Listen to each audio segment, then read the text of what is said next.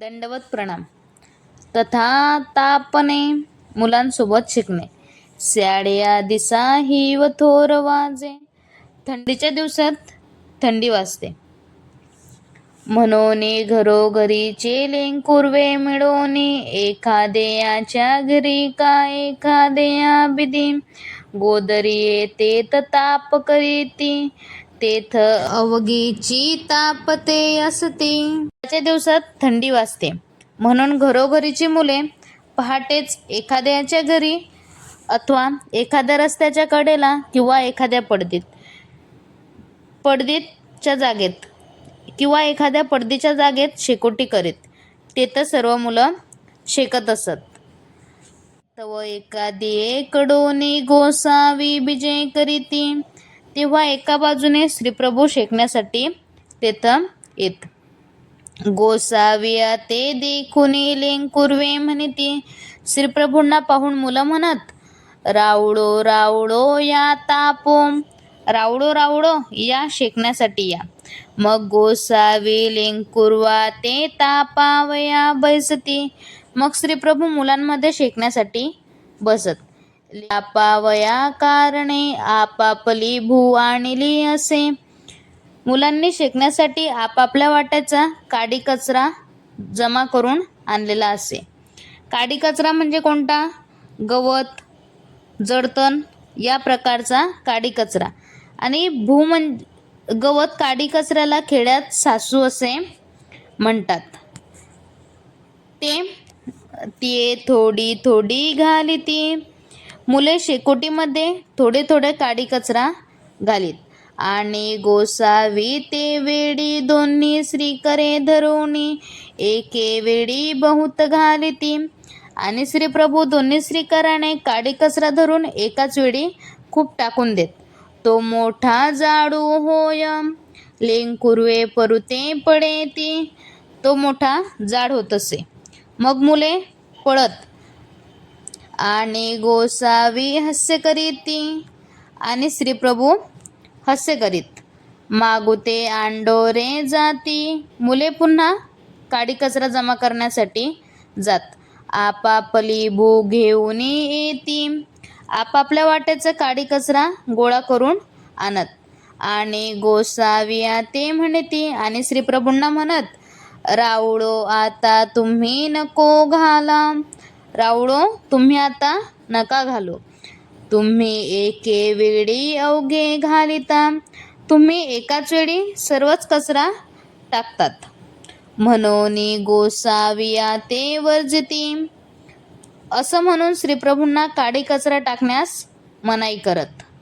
परी गोसावी वर्जिले न करीती. परंतु श्रीप्रभूंना जे करू नका म्हटलं ते श्रीप्रभू आवर्जून करीत होते. ते अवघे सांडोनी घालिती. पुन्हा सर्व काडी कचरा सावडून शेकोटीत घालत. तापू मोठा होय तेव्हा मोठा जाड होय. आंडोरे परुते पडेती. आणि गोसावी आपण हास्य करीती. पुन्हा मोठा जाड होत असे आणि मुले आजूबाजूला पळत. प्रभू आपले आपण हास्य करीत असत. आणि गोसावी म्हणेती. आणि श्रीप्रभू म्हणत, मेला भू आणावा म्हणे. मेला काडी कचरा आणावा म्हणे. ते जाती. आणि गोसावी एके वेळी अवघे घालिती. मग मुले काडी कचरा आणण्यासाठी जात. काडी कचरा घेऊन येत. पुन्हा श्रीप्रभू एकाच वेळी सर्व काडी कचरा शेकोटीत घालीत. ते जात.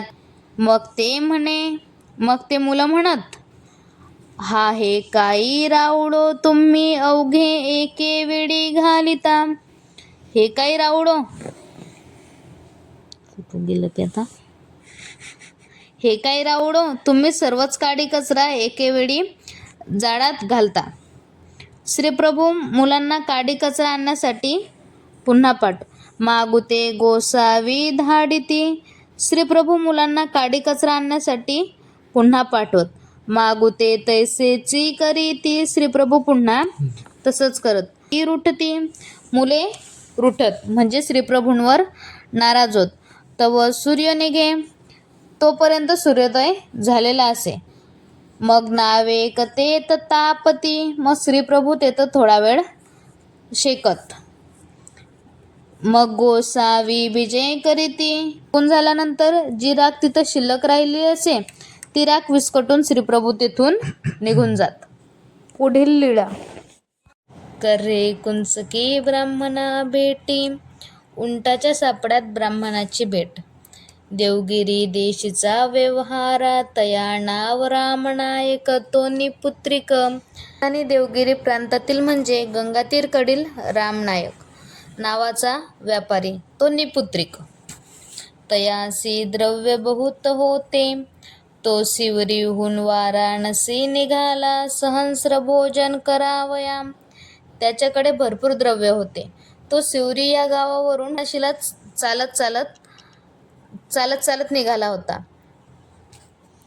1000 ब्राह्मणांचं भोजन द्यावया कारणे वाराणसीला निघाला होता. मार्गी येता तयासी स्वप्न झाले, रस्त्याने येताना त्याला रात्री स्वप्न पडले. वृद्धपुरी श्री गुंडमराऊळ आहाती, तयासी आरोगणा देयावी, तरी तुमची कार्यसिद्धी होईल. तो स्वप्न स्त्रिया पुढे सांगितला.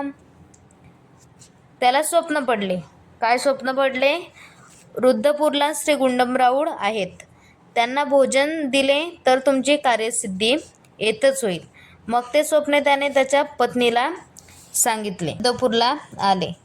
महाजनासी भेटला, तेही पुसले तुम्ही कोठे जाता, तेही म्हणतले आम्हासी पुत्र नाही. पडताळून पाहण्यासाठी महाजनांची भेट घेतली. रात्री पडलेले स्वप्न महाजनांना सांगितले. मग महाजनांनी विचारले, तुम्ही कोठं जात आहात? ब्राह्मणाने म्हटले, आम्हाला पुत्र नाही, तरी सहस्र भोजना लागी वाराणसी जात असो. तरी वाराणसीला 1000 ब्राह्मणांना सहस्र भोजन देण्यासाठी जात आहोत. तेव्हा महाजनांनी म्हटले, येथ एक मुंजिया असे, तयाचे दर्शन घेया, ते जरी आरोगिती तरी तुमचे सहस्र भोजन येथची होईल. येथे एक मुंजिया श्री गुंडमराऊळ आहेत. मुंजिया म्हणजे ब्रह्मचारी, लग्न न झालेला तरुण मुंजिया असे. लग्न न झालेला तरुण त्याला मुंजिया असे म्हणतात. त्याचे दर्शन घ्या. त्यांनी जर तुमचे भोजन स्वीकारले तर तुमचे कार्यसिद्धी येतच होईल आणि तुमचे सहस्र भोजन येतच पूर्ण होईल. आणि पुत्रही देती, तसेच तुमची पुत्र मनोकामनाही ते पूर्ण करतील. तो उदय गोसावी ते ईश्वर पुरुष आहेत. तो ब्राह्मण सकाळी उठला, श्रीप्रभूंना भोजनाचे आमंत्रण देण्यासाठी गेला. तव चिंचियावरिले पालवी भरवा मागे, तव चिंचियावरिले भैरवा मागा, करह्याची करवडी होती. तेव्हा श्रीप्रभू चिंचेच्या वरच्या पालवीकडे म्हणजे भैरवाच्या देवळामागे उंटाचा सापडा होता. तेथ श्रीप्रभू होते. तेथ गोसावी लपू स्वीकारिला होता. तेथ श्रीप्रभू लपलेले होते. तव तो ब्राह्मणो अक्षदा देयावया आला. तेव्हा तो ब्राह्मण अक्षदा देण्यासाठी आला. तो गोसावी तेथस्ती. तेव्हा श्रीप्रभू तेथ होते. गोसावी म्हणतले. श्रीप्रभू म्हणाले, मेला जाय विटाळ विटाळ म्हणे. मेला जाय विटाळ विटाळ म्हणे.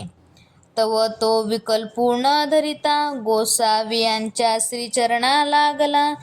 तरी ब्राह्मणाने कोणताही विकल्प न करता श्रीप्रभूंच्या श्रीचरणास लागला. गोसावी ते आरोगणेसी विनविले. मग गोसावी विनविनी स्वीकारिली. श्रीप्रभूंना भोजनासाठी विनंती केली. ब्राह्मणाने साष्टांग दंडवत घातले. श्रीप्रभूंनी त्याची विनंती स्वीकार केली. अंग झाडून उठिले. मग तो ब्राह्मण अंग झाडून उठला. मग गोसावी तयाच्या ठाया विजय केले. तेने आसन घातले. गोसावी आसनी उपविष्ट झाले. मग श्रीप्रभू त्याच्या ठिकाणी गेले. ब्राह्मणाने तेथं श्रीप्रभूंना बसण्यासाठी आसन घातले. श्रीप्रभू आसनावर बसले. पुढा पतरवाडी मांडिलिया, द्रोणा वाढिला सकळ पदार्थ वाढिन्नले, द्रोणा तूप वाढिन्नले. पुढे श्रीप्रभूंच्या पुढे पतरवाडी वाढली, द्रोण वाढले, सर्वच पदार्थ वाढले. द्रोणामध्ये तूप वाढले. गोसावी आरोगणा केली, श्रीप्रभूंनी भोजन केले आणि गोसावी विलक्षणता स्वीकारिली आणि श्रीप्रभूंनी विलक्षणता स्वीकार केली. तेथच मलमूत्र केले. ते तयाची ब्राह्मणी लावण्या आडोनी देखिले. ते ब्राह्मणाच्या पत्नीने कापडाच्या आडोशा आडून पाहिले आणि मने विकल्पू भाविला आणि तिच्या मनात विकल्प आला. जे एक मुंजिया ही दडून मिळेची, जे एक मुंजिया तोही चांगला मिळाला नाही असं तिने मनात विकल्प केला. गोसावी रांजणे श्रीकर स्पर्शाळूनी विजय केले असा मनामध्ये विकल्प केला. तिच्या मनातील भाव ओळखून श्रीप्रभूंनी रांजणामध्ये श्रीकर धुतला व तेथून निघून गेले. आणि तो ब्राह्मण भीतरी आला. तो ब्राह्मण घाबरला व तो आत आला. पत्रावडी काढिले तव आणखी तर पत्रावडी खाली पत्रावडी अशा 500 पत्रवाड्या निघाल्या. तेवढेच द्रोण देखील निघाले. मग तेने ब्राह्मणी ते म्हणितले. मग त्याने त्याच्या पत्नीला म्हटले, तुवा काही मनी भावितले. तिया म्हणितले, हो. तू काही मनामध्ये विकल्प केला का? तू काही मनामध्ये विकल्प केला होता का? तिने म्हटले, हो. तू जरी मनी भावितीसी ना तरी एतची माझे सहस्र भोजन होते. परी आम्ही थोर भागी. तू जर मनामध्ये काही विकल्प आणला नसता तर येथेच आपले सहस्र भोजन हे पूर्ण झाले असते. मग तो वाराणसीला गेला. हे रूढी. दंडवत प्रणाम.